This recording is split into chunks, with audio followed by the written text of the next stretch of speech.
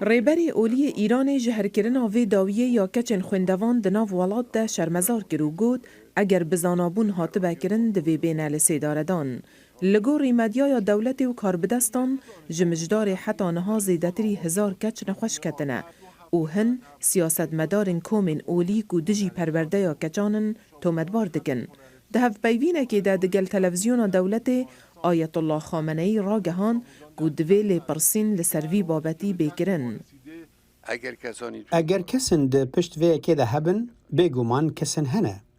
کسن کب آوائی که دناوان ده جه دگرن.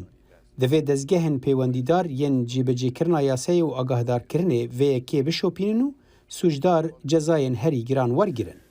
اف بویره جمعها مجداره و لباجار پیروز یقوم دست بیکرو جوی دمی و ل25 پارزگهن سرانسری ولاد بلاف بویه.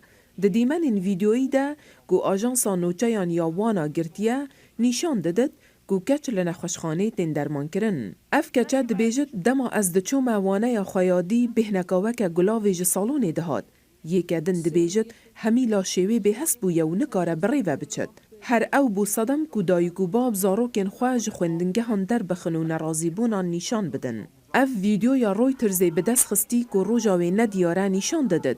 کو لطهرانه او دنگی خو پیشاندران تی بیستن کو دبیجن او نوهیان دکن کو دبیجن دجمن ما امریکایا لی دجمن ما او بخونه و لوی درینه. اف پیلا جهرکرنه جبو ریبرین اولی دمک زحمته پشتی چندین مهانیان رازیبون ایرانه جبر مرنا کچکا گنج به دست پولیس اخلاقی جبر سرپوشاوه. دست حالاتدارین ایران دجمن کمارا اسلامی به بکار اینانا هیرشان جبو جناف برنا سازین اولی بناف کرنه. لی گمان کتنه سر گروپن تندره گووک پاریزران جدفخوا شروع وکرنا اسلامی و دگیرن. سکرتری روزنامه‌گری امریکا اف بویه را جهرکرنی شرمزار کرد. کوچ کاسپی دا خواست کرد که لیکولینن سربخوا بین کرن. دا کو بید دیار کرن که چه پیوندی بخوا پیشاندانان و هیا آن نه. کو دکوه ناو ارکن کمیته یا لیکولینن راستین ین نتوین یک بوی لسر ایرانه. هلین سندی دنگ امریکا.